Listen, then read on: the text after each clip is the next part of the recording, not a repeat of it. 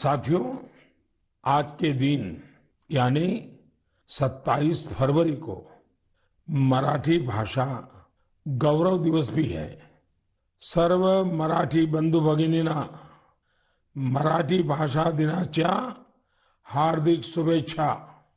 ये दिन मराठी कविराज विष्णु वामन शिरवाडकर जी, श्रीमान कुसुमाग्रज जी को समर्पित है। आज ही कुसुमाग्रज जी की जन्म जयंती भी है। कुसुमाग्रज जी ने मराठी में कविताएं लिखी, अनेकों नाटक लिखे, मराठी साहित्य को नई ऊंचाई दी। साथियों, हमारे यहाँ भाषा की अपनी खूबियां हैं। मातृभाषा का अपना विज्ञान है। इस विज्ञान को समझते हुए ही राष्ट्रीय शिक्षा नीति में स्थानीय भाषा में पढ़ाई पर जोर दिया गया है। हमारे प्रोफेशनल कोर्सेज भी स्थानीय भाषा में पढ़ाए जाए, इसका प्रयास हो रहा है। आजादी के अमृतकाल में इस प्रयासों को हम सब ने मिलकर के बहुत गति देनी चाहिए। ये स्वाभिमान का काम है। मैं चाहूंगा आप जो भी मातृभाषा बोलते हैं उसकी खूबियों के बारे में अवश्य जानें और कुछ न कुछ लिखें। साथियों, कुछ दिनों पहले मेरी मुलाकात मेरे मित्र और केन्या के पूर्व प्रधानमंत्री राइला ओडिंगा जी से हुई थी। ये मुलाकात दिलचस्प तो थी ही, लेकिन बहुत भावुक थी। हम बहुत अच्छे मित्र रहे तो खुल करके काफी बातें भी कर लेते हैं। जब हम दोनों बातें कर रहे थे तो ओडिंगा जी ने अपनी बिटिया के बारे में बताया। उनकी बेटी रोजमेरी को ब्रेन ट्यूमर हो गया था और इस वजह से उन्हें अपनी बिटिया की सर्जरी करानी पड़ी थी। लेकिन उसका एक दुष्परिणाम यह हुआ कि रोजमेरी की आंखों की रोशनी करीब करीब चली गई, दिखाई देना ही बंद हो गया। अब आप कल्पना कर सकते हैं उस बेटी का क्या हाल हुआ होगा, और एक पिता की स्थिति का भी हम अंदाज लगा सकते हैं, उनकी भावनाओं को समझ सकते हैं। उन्होंने दुनिया भर के अस्पतालों में, कोई भी दुनिया का बड़ा देश ऐसा नहीं होगा कि जहां उन्होंने बेटी के इलाज के लिए भरपूर कोशिश न की हो।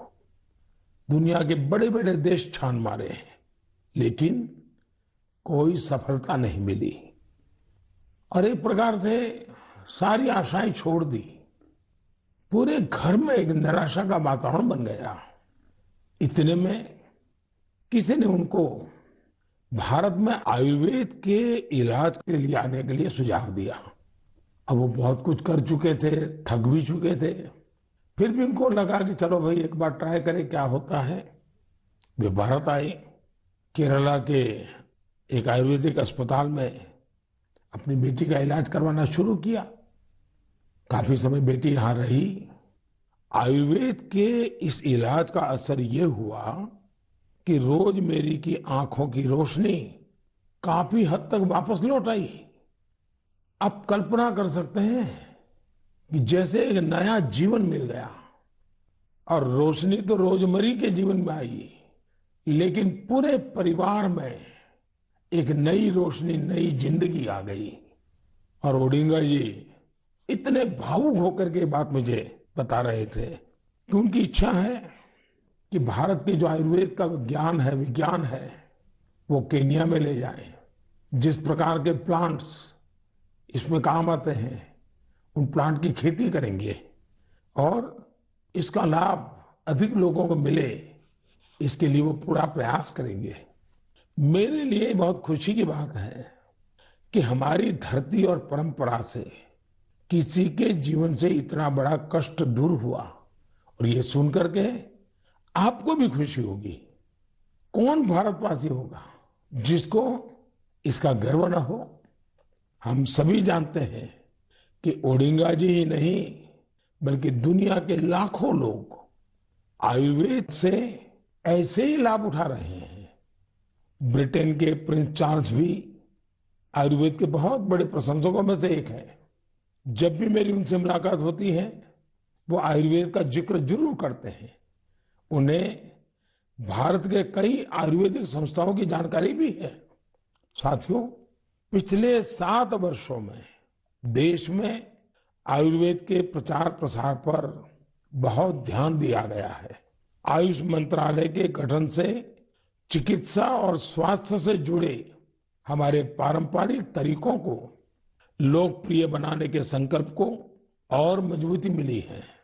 मुझे इस बात की बहुत खुशी है कि पिछले कुछ समय में आयुर्वेद के क्षेत्र में भी कई नए स्टार्टअप सामने आए हैं।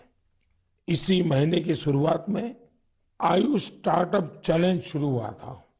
इस चैलेंज का लक्ष्य इस क्षेत्र में काम करने वाले स्टार्टअप्स को आइडेंटिफाई करके उन्हें सपोर्ट करना है।